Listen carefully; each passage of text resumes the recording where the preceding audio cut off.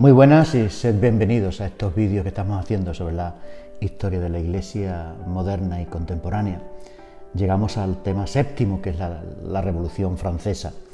Vamos a ver un poquito todas las causas y cómo se desarrolla esa Revolución Francesa, centrándonos fundamentalmente en la historia de la Iglesia, lógicamente. Y nos vamos a quedar en la llegada de Napoleón. Napoleón no lo vamos a ver porque si no sería un tema excesivamente largo, ya lo veremos en otro momento. La Revolución Francesa es un acontecimiento trascendental en la historia de la humanidad, en la historia de Europa sobre todo, y también en la historia de la Iglesia. Es la desintegración de una forma de concebir la vida, tanto políticamente como social como religiosamente. Se crea un mundo nuevo, un mundo diferente, en conexión con lo anterior, pero que rompe totalmente. El proceso de la Revolución Francesa de 1789, con la sublevación de los Estados Generales y con la derrota definitiva de Napoleón en 1815, podemos hablar de tres fases, que son las tres fases típicas de cualquier revolución.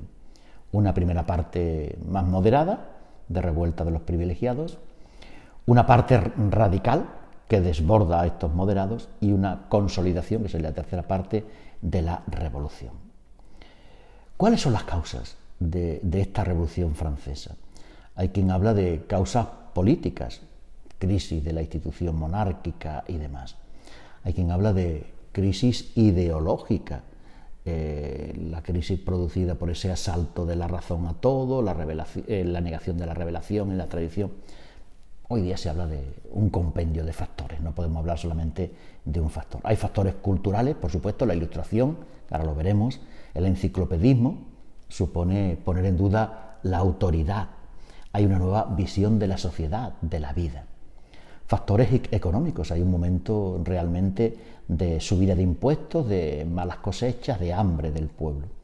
Estructurales. La nobleza pierde todo su papel y nace una nueva clase social, que es la burguesía, que es la que va a tener el dinero.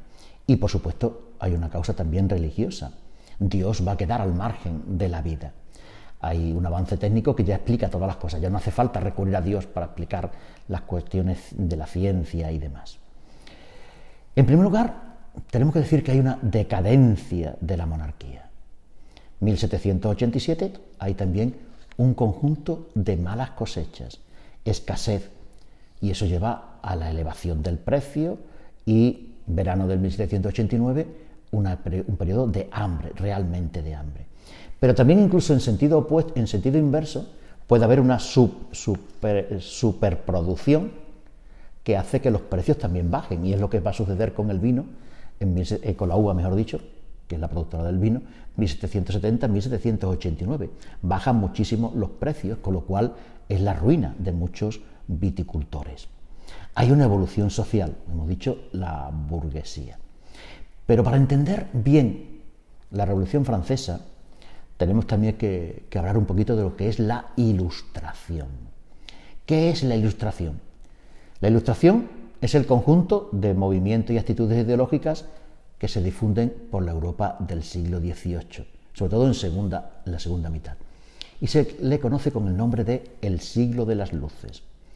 Aproximadamente dura un siglo y es una continuación del humanismo. Por primera vez empieza a hacerse una explicación científica de lo que sucede en la naturaleza. Ya no se recurre a la divinidad.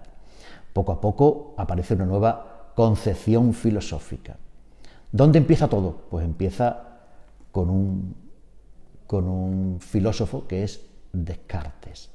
Su duda metódica y su absolutización de la razón lleva a una nueva forma de pensar. Y todo esto, además, unido a la filosofía inglesa de la ciencia, Bacon, Hobbes, Locke, Isaac Newton, y a eso se le une una serie de pensadores también franceses, Montesquieu, Voltaire, Diderot, D'Alembert, Rousseau, fueron algunos de los escritores franceses que van a darle forma a esta nueva manera de entender la vida. Esta manera tiene una idea muy clara. La razón es el filtro por donde pasa todo. Hay una crítica que se hace a todo. Sobre todo a los 4 puntos básicos de la sociedad del momento. Crítica a los libros sagrados de la Biblia, crítica a la moral cristiana, crítica a la política y crítica a la sociedad. Son los 4 pilares de este mundo que aparecen criticados por la Ilustración. Todo lo anterior a la llegada del siglo de las luces, a la llegada de la Ilustración, todo es un engaño. Todo es tiniebla, superstición, fanatismo, y la razón lo acaba de descubrir. Ha abierto la luz. La razón ni engaña ni se engaña. Y la vida es simplemente vivir el disfrute inmediato, lo que llamamos el hedonismo. Aparece una nueva religión, el deísmo, la religión natural. Dios es el arquitecto del mundo, que crea el mundo y se lava las manos, no quiere saber nada de él. Rechazan la religión positiva y, por supuesto, se rechaza el cristianismo.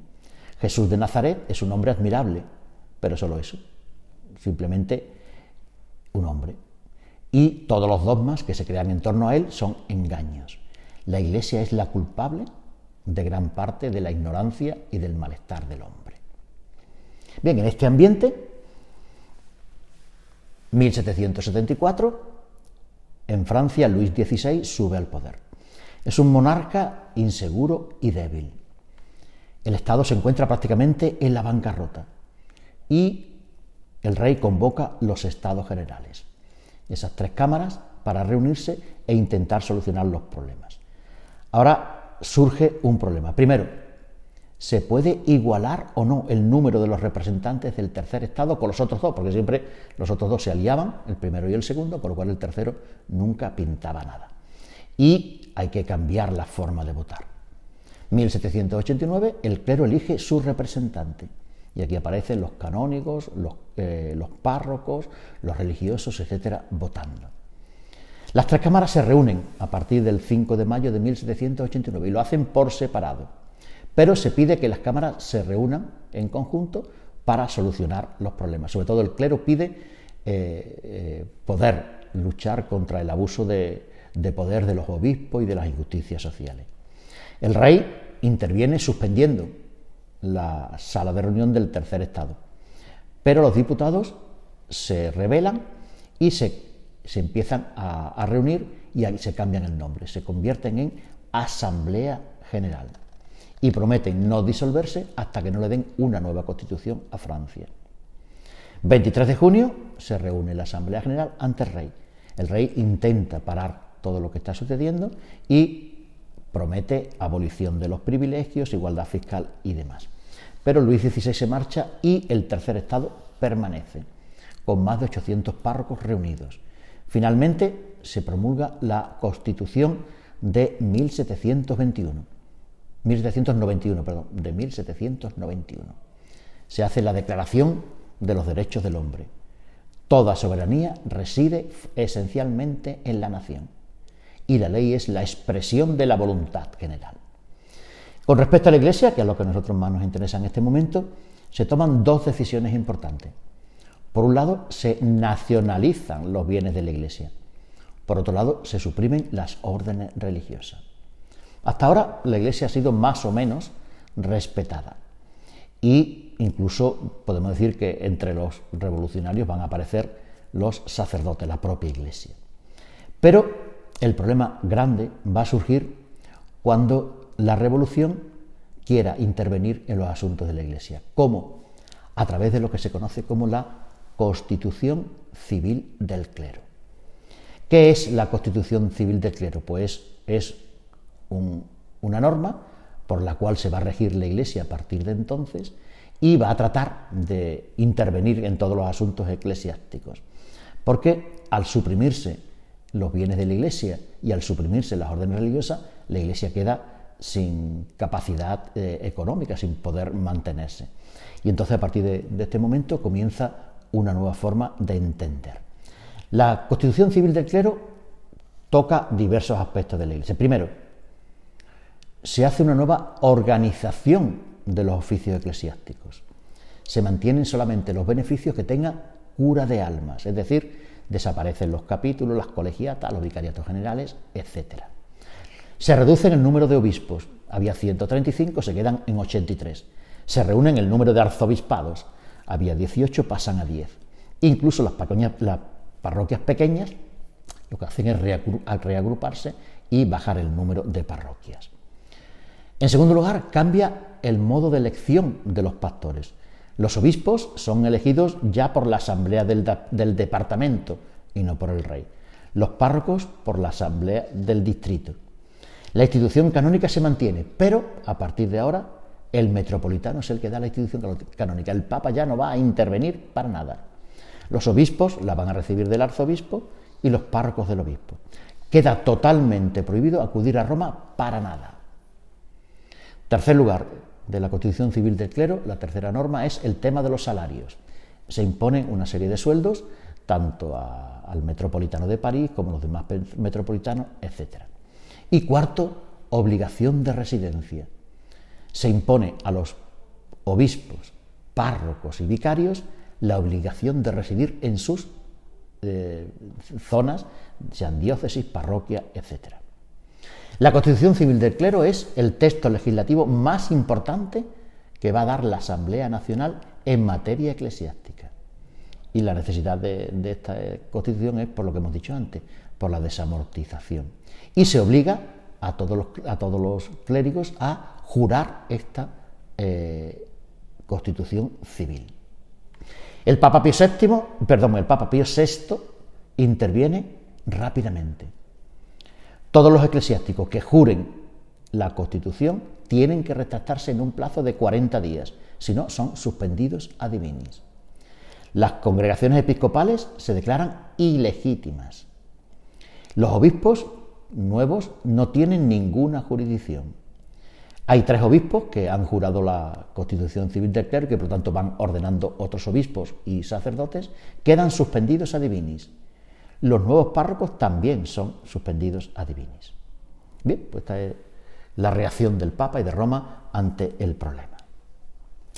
Pasada esta primera luna de miel, vamos a llamarle así, de la Revolución, comienzan los estragos de la Revolución.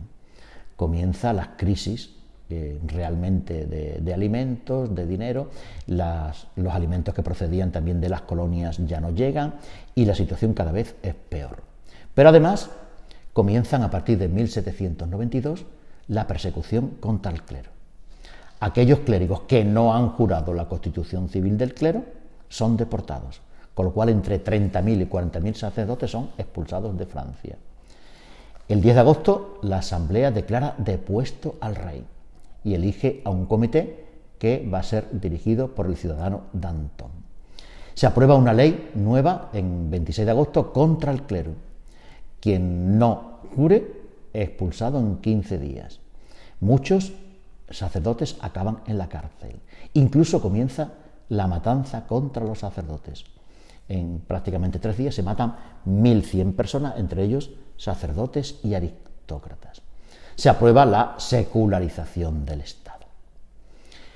La revolución entra en una fase mucho más dura, la época de la Convención. El poder entra en manos de unos pocos y comienzan a defenderse todos los principios revolucionarios. La Asamblea Legislativa se transforma en la Convención, que durará hasta 1795, octubre de 1795. Se proclama la República, se condena a muerte al rey y empiezan a guillotinar a los propios revolucionarios. Va cambiando toda la estrategia. Entramos en la estrategia del miedo. Se establece una rigurosa dictadura y se crea un tribunal revolucionario. En 1793 se sustituye el calendario gregoriano y se crea un calendario propio, el calendario de la Revolución, para luchar contra las fiestas cristianas. Se exige a los sacerdotes que renuncien a sus funciones y se defiende el matrimonio de los sacerdotes. Es más, si los sacerdotes se casan, no importa si no han jurado la Constitución. 27 de julio de 1794, el golpe de Estado de Thermidor, cae Robespierre. Durante algunos meses se hacen cada vez mayor las persecuciones contra la Iglesia. Agosto de 1795, una nueva Constitución y el poder se le da a un directorio compuesto por 5 miembros. Y ese directorio va a estar 2 años, 1797-1799. Continúa la persecución contra los sacerdotes. Se prohíbe tocar las campanas, las iglesias empiezan a ser demolidas y se venden todos los materiales de la iglesia. Comienza, como contrapunto, un nuevo despertar de la fe. Hay cada vez más gente en las iglesias. Los fieles en las fiestas católicas van llenando los distintos templos. El Día de Todos los Santos de 1796, 46 iglesias se llenan de gente. La Pascua exactamente igual. Y lo que hace la Revolución es crear fiestas paralelas para hacerle la competencia a las fiestas cristianas. El directorio sigue acusando a los sacerdotes, pero poco a poco se van quitando las distintas leyes que deportaban a los sacerdotes. Y finalmente se le obliga a los sacerdotes a jurar odio a la monarquía, cosa que el Papa pide que los sacerdotes no lo hagan. 18 de junio de 1799, nuevo golpe de Estado, caen 2 directorios jacobinos, cesan las deportaciones y finalmente el golpe de Estado del 18 de Brumario, y va a terminar todo esto con la llegada de Napoleón al poder. La importancia de la Revolución Francesa para la historia de la Iglesia va más allá de los hechos concretos. Se crea un nuevo clima. La Iglesia tuvo que trabajar en este nuevo ambiente, un ambiente en donde hay un trinomio revolucionario que se va a permanecer, el de la libertad, igualdad y fraternidad. Bien, aparece una nueva forma de concebir la vida, una nueva forma de entender la sociedad, y empiezan a nacer, a partir de la Revolución Francesa, los estados democráticos. A partir de ahí la Iglesia tendrá que adaptarse a una nueva forma de pensamiento, una nueva forma de llevar la evangelización y una nueva forma de llevar a Cristo a toda la gente.